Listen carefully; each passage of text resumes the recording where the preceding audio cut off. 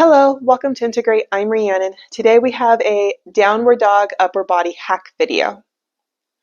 So for the education part of our hack today, going over what is involved in the arms when we're doing a downward facing dog. So in order to go into a downward facing dog, we need to be able to take our arm up to about 120 to 180 degrees over our head. Now, the thing about this is that most people do not have this actual range of motion to be able to do this without compensating in some way, such as arching into your low back or twisting and injuring your neck or shoulder. So what we're going to be doing today is opening up the shoulders so that we can actually go into that range of motion. Now, a couple of things have to happen to be able to do that range of motion. First thing happens in the shoulder blade. So as you bring your arm up, your shoulder back here comes down and swings over under your armpit like that. So the shoulder blade happens to get stuck a lot and it's not able to actually complete that range of motion. So you get stuck here because it can't do that final drop much, and then you can't get over your head. The other thing that happens is your humerus is making these little micro turns back and forwards into internal and external rotation as you're coming up.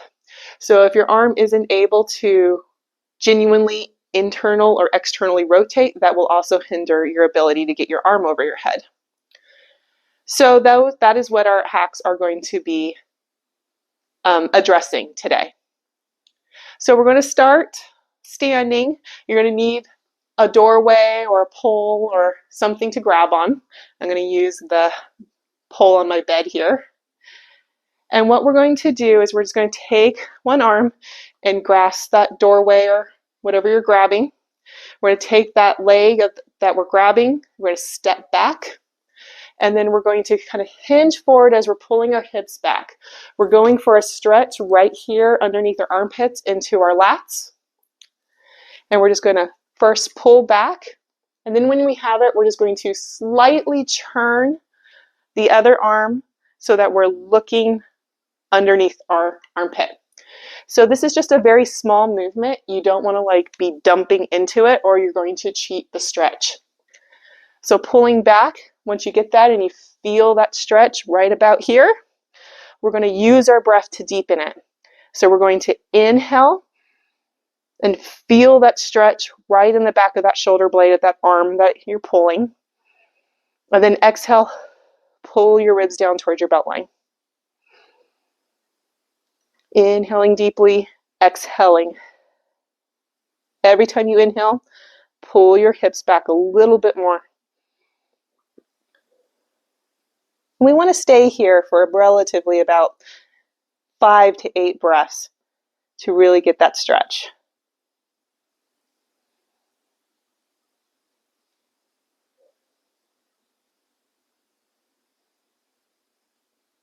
And then, of course, we're going to want to hit the other side. So grabbing onto that thing, stepping that leg back, pulling back first, and then doing that little bit of a tip to engage where you're feeling it right there. And then using your breath. Inhale, feel that expansion in your chest. Exhale, pulling your ribs down.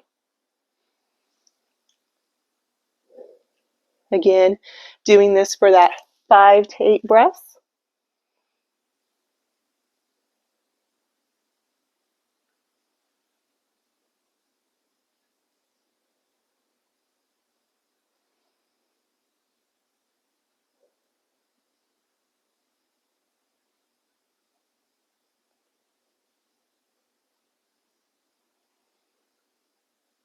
And then last round, inhaling in, exhaling out, releasing. Now we're going to come down to the floor for some strengthening of the shoulders in that internal and external rotation of the shoulder. So what we're going to do is we're going to come down onto our forearm, palm firmly planting down. You want your elbow directly underneath your shoulder. You want your legs coming out about 90 degrees in front of you. From here, you want to really think about lifting your rib cage up like you're lifting up out of your armpit. So from here, we're just going to lift the hips up, pressing into your arm. So you should feel this like in your shoulder. It shouldn't pinch or hurt, but you should feel that it's engaging right here. And then once you get those hips up, you're going to reach that hand down right next to your chest, and then you're going to do that little bit of a turn, looking down. Again, not doing a dump, not dumping down, but just looking down. And we're going to hold this for about 5 breaths. Inhaling in. You should feel that top upper shoulder expanding with each inhale. Each exhale, you're pulling that ribcage down. If you need a little bit more in this position, you can always either straighten up that top leg, keeping that same position, or you could even do both legs with the front leg in front, lifting up like that for a little bit more strength work. And after you do about 5 breaths, we're going to release down. If you do that right, you should be feeling it. Then we'll come to the other side. So again, forearm down, pressing into that hand, elbow stacked over shoulder, so you're not back, but right above, 90 degrees in those knees, pressing the hips up, rounding, staying there, or taking the other variations with that top leg long, or both legs long with that top leg in front.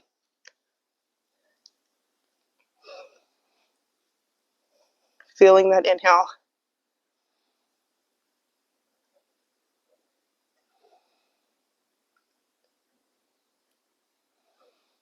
And then releasing down.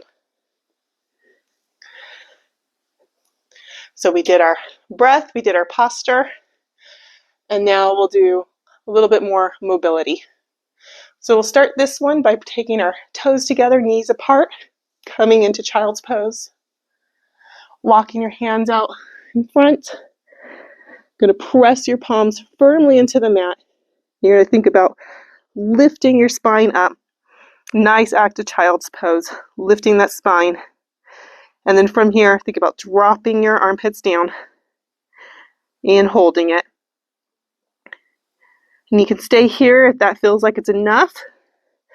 Or if you want more, you can come up onto your knees, hips stacked over knees, dropping down into that puppy, releasing into that puppy, and then press those hands in, pull your spine up, nice and strong.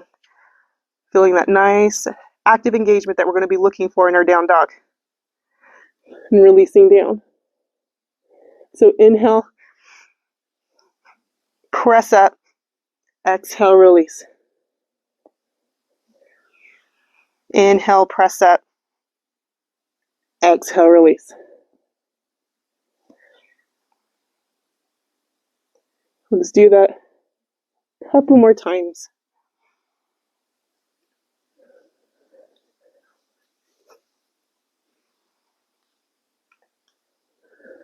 Then release fully down. Come up into that tabletop. We'll try our down dog. Tucking our toes, walking our hands, pressing into that ball of your thumb and pointer finger to make that cup. Let's send our hips up. Sending those hips up. Press your collarbones between your shoulders. Reach those tailbone up. Nice strong arms. See if you can rotate your armpits a little bit more towards the front of the mat. And there we have it. Downward facing dog. So that's it for our hack video today. Thank you for joining me. Hope to see you next time.